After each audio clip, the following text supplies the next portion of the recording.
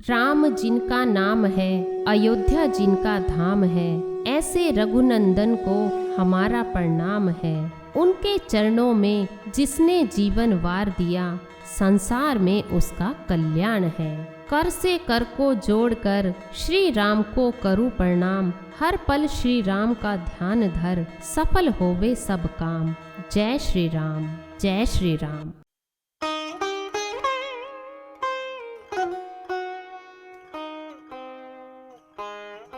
जय माता दी, जय श्री राम। प्रिय भक्तों, आप सभी को हमारी ओर से विजयदशमी की हार्दिक शुभकामनाएं। माता रानी के आशीर्वाद से और भगवान राम की कृपा से आप सभी के सभी मनोरथ पूर्ण हो, आप सभी के घरों में सुख समृद्धि का वास हो। जय श्री राम। अश्विन माह के शुक्ल पक्ष की दशमी तिथि को विजयदशमी कहा जाता है। इस दिन के विजयदशमी नाम के पीछे अनेक कारण शास्त्रों में प्राप्त होते हैं। यह दिन देवी भगवती के विजय नाम पर विजयदशमी कहलाता है। इस दिन भगवान श्री राम ने लंका पर विजय प्राप्त की थी, इसलिए इसे विजयदशमी कहा जाता है। ज्योतिष शास्त्रों के अनुसार अश्विन शुक्ल दशमी के दिन तारा उदय होने के समय विजय नामक काल होता है, इसलिए भी इसे विजयदशमी कहा जाता है। यह काल सभी कार्यों में सिद्धि प्रदान करने वाला होता है। इस दिन अपराजिता और शमी के पौधे की पूजा की जाती है। हमारे शास्त्रों में विजयदशमी पर कई प्रकार की कहानियां प्रचलित है। इन्हीं में से सबसे अधिक प्रचलित दो कहानियां आज की इस वीडियो में मैं आप सभी को सुनाने जा रही हूं। उम्मीद करती हूं कि आप इन कहानियों को बड़े ही प्रेम पूर्वक और पूरा सुनेंगे। किस्सा माँ दुर्गा और महिषासुर के युद्ध का है। ऐसा कहा जाता है कि माता के गण अदृश्य रूप में विद्यमान रहते हैं। उनके गणों में भैरव और भैरवी प्रमुख है। माता दुर्गा के आगे हनुमान जी और पीछे भैरव की सवारी चलती है। महिषासुर एक असुर था। महिषासुर के पिता रंभ असुरों का राजा था, जो एक बार जल में रहने वाले एक भैंस से प्रेम कर बैठा और इन्हीं के संयोग से महिषासुर का आगमन हुआ। इस वजह से असुर महिषासुर इच्छा अनुसार जब चाहे भैंस और जब चाहे मनुष्य का रूप धारण कर सकता था। महिषासुर सृष्टिकर्ता ब्रह्मा का महान भक्त था और ब्रह्मा जी ने उन्हें वरदान दिया था कि कोई भी देवता या दानव उस पर विजय प्राप्त नहीं कर सकते। महिषासुर बाद में स्वर्ग लोक के देवताओं को सताने लगा और पृथ्वी पर भी उत्पात मचाने लगा। उसने स्वर्ग पर एक बार अचानक आक्रमण कर दिया और इंद्र को परास्त कर स्वर्ग पर अधिकार कर लिया और सभी देवताओं को वहां से खदेड़ दिया। देवगण परेशान होकर त्रिमूर्ति ब्रह्मा, विष्णु और महेश के पास सहायता के लिए पहुँचे। सारे देवताओं ने फिर मिलकर उसे परास्त करने के लिए युद्ध किया, परंतु वे हार गए। देवता सर्वशक्तिमान होते हैं, लेकिन उनकी शक्ति को समय समय पर दानवों ने चुनौती दी। कथा के अनुसार दैत्यराज महिषासुर ने तो देवताओं को पराजित करके स्वर्ग पर अधिकार भी कर लिया था। उसने इतना अत्याचार फैलाया कि देवी भगवती को जन्म लेना पड़ा। उनका यह रूप महिषासुर मर्दिनी कहलाया। देवताओं को महिषासुर के प्रकोप से पृथ्वी पर विचरण करना पड़ रहा है। यह सब देखकर भगवान विष्णु और भगवान शिव अत्यधिक क्रोध से भर गए। इसी समय ब्रह्मा, विष्णु और शिव के मुख से क्रोध के कारण एक महान तेज प्रकट हुआ। अन्य देवताओं के शरीर से भी एक तेजोमय शक्ति मिलकर उस तेज से एकाकार हो गई। यह तेजोमय शक्ति एक पहाड़ के समान थी। उसकी ज्वालाएं दसों दिशाओं में व्याप्त होने लगी। यह तेज पुंज सभी देवताओं के शरीर से प्रकट होने के कारण एक अलग ही स्वरूप लिए हुए था, जो एक देवी के रूप में था। इन देवी की उत्पत्ति महिषासुर के अंत के लिए हुई थी, इसलिए इन्हें महिषासुर मर्दिनी कहा गया। समस्त देवताओं के तेज पुंज से प्रकट हुई देवी को देखकर पीड़ित देवताओं की प्रसन्नता का ठिकाना नहीं रहा। भगवान शिव ने त्रिशूल देवी को दिया। भगवान विष्णु ने भी चक्र देवी को प्रदान किया। इसी प्रकार सभी देवी देवताओं ने अनेक प्रकार के अस्त्र शस्त्र देवी के हाथों में सजा दिए। इंद्र ने अपना वज्र और ऐरावत हाथी से उतरकर एक घंटा देवी को दिया। सूर्य ने अपने रोमकूपों और किरणों का तेज भरकर ढाल, तलवार और दिव्य सिंह यानी शेर की सवारी के लिए उस देवी को अर्पित कर दिया। विश्वकर्मा ने भी अभेद्य कवच दिए और महिषासुर मर्दिनी को सभी प्रकार के छोटे बड़े अस्त्रों से सुशोभित किया। अब क्या था, फिर हुआ महिषासुर से युद्ध। थोड़ी देर बाद महिषासुर ने देखा कि एक विशाल काय रूपवान स्त्री अनेक भुजाओं वाली और अस्त्र शस्त्र से सज्जित होकर शेर पर बैठकर अट्टहास कर रही है। महिषासुर की सेना का सेनापति आगे बढ़कर देवी के साथ युद्ध करने लगा। महानु नामक दैत्य 1 करोड़ सैनिकों के साथ, अशिलोमा दैत्य 5 करोड़ और वास्कल नामक राक्षस 60 लाख सैनिकों के साथ युद्ध में कूद पड़े। सारे देवता इस महायुद्ध को बड़े कौतूहल से देख रहे थे।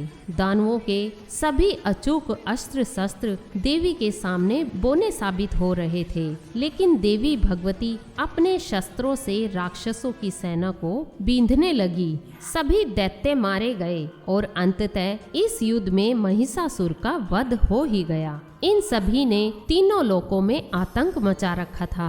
सभी देवी देवताओं ने देवी की इस जीत पर प्रसन्न होकर आकाश से फूलों की वर्षा की। बोलिए महिषासुर मर्दिनी माता की जय। अब सुनिए सतोगुणी आचरण की विजय गाथा, राम और रावण का युद्ध, जिसका उत्सव है विजयदशमी का पर्व। बोलिए श्री रामचंद्र की जय। शारदीय वातावरण शक्ति उपासना से पवित्र होकर विजयादशमी का पथ प्रशस्त करता है। यह केवल एक पर्व या उत्सव भर नहीं है, बल्कि असत्य पर सत्य की, बुराई पर अच्छाई की, तमस पर प्रकाश की और निशाचरी प्रवृत्तियों पर सतोगुणी आचरण की विजय गाथा है। भगवान राम की रावण पर विजय कथा मात्र अतीत की अमर कथा भर नहीं है, बल्कि यह वातावरण के उत्तर लिखती हुई भविष्य की दिशा सूचक कथा भी है। विजयदशमी के मूल में भगवान राम और रावण का युद्ध है। भगवान राम और रावण के महायुद्ध में कुंभकर्ण और मेघनाथ की मृत्यु के बाद जब रावण युद्धरत होता है तो कुछ समय बाद वह पाता है कि अब वह लगभग अकेला है, क्योंकि उसकी निशाचर सेना का अधिकांश हिस्सा मृत्यु की गोद में जा चुका है। ऐसे में रावण तत्पर होता है उस मायावी युद्ध के लिए जहाँ सब कुछ मायावी खेल है। अकेला रावण इस युद्ध में जो कुछ रचता है वह अभी तो उन्नत विज्ञान के लिए भी संभव नहीं है। रावण के मायावी विस्तार में सब कुछ आभासी था, जिसे हम वर्चुअल कहते हैं, लेकिन रावण रचित आभासी संसार इतना अद्भुत था कि हर कोई उसकी इस मायावी रचना के प्रभाव में आ जाता है। वह शुरुआत करता है श्री राम और लक्ष्मण जी की अनेक आभासी छवियों के निर्माण से। वानर और भालुओं के समक्ष अनेक राम व लक्ष्मण थे और वे रावण की सेना में खड़े थे। यहाँ से तो केवल शुरुआत होती है। रावण के जितने सिर कटते हैं वे आकाश में छा जाते हैं। फिर रावण स्वयं को ही असंख्य रूप में प्रकट करता है और प्रत्येक वानर के सामने लड़ने के लिए एक रावण मौजूद हो जाता है। युद्ध के अंत में तो जब वह अपनी मायावी शक्ति का विस्तार करता है तो देवता तक भयभीत हो जाते हैं। वह मायावी विस्तार इतना भयंकर था कि सैकड़ों शेष, सरस्वती और कवि यदि इसे अनेक कल्प तक गाते रहें तब भी इसका वर्णन संभव न होगा। वह एक अद्भुत युद्ध था जिसे रावण ने अपनी मायावी शक्ति के सहारे लड़ा, लेकिन अंततः पराजित हुआ।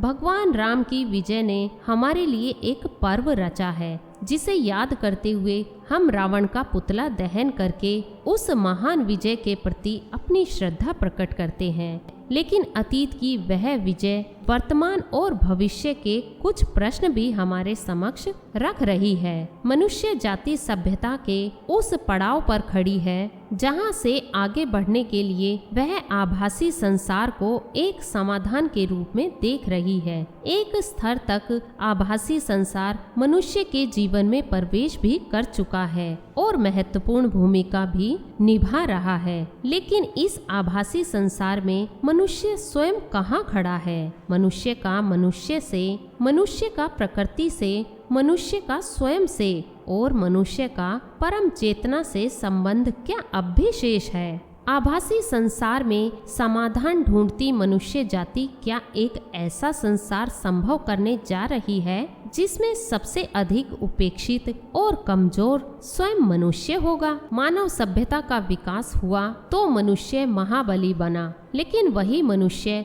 अब एक ऐसा संसार रचने जा रहा है जो अद्भुत शक्तिशाली तो लगेगा, लेकिन इसमें मनुष्य जाति अपना सब कुछ खो देगी। रावण ने राक्षस सभ्यता का विस्तार किया और मायावी सामर्थ्य ने उसे अपराज्य बना दिया, लेकिन भारतीय चिंतन कहता है कि पृथ्वी ने ईश्वर से प्रार्थना की और कहा कि वह मनुष्य रूप में आए ताकि मनुष्य जाति अपना खोया हुआ सामर्थ्य पा सके। विज्ञान का विस्तार यदि मनुष्य का रिश्ता मनुष्य, प्रकृति, स्व और परम चेतना से समाप्त करके उसे किसी आभासी संसार में ले जा रहा है, तो विजयदशमी पर हमें याद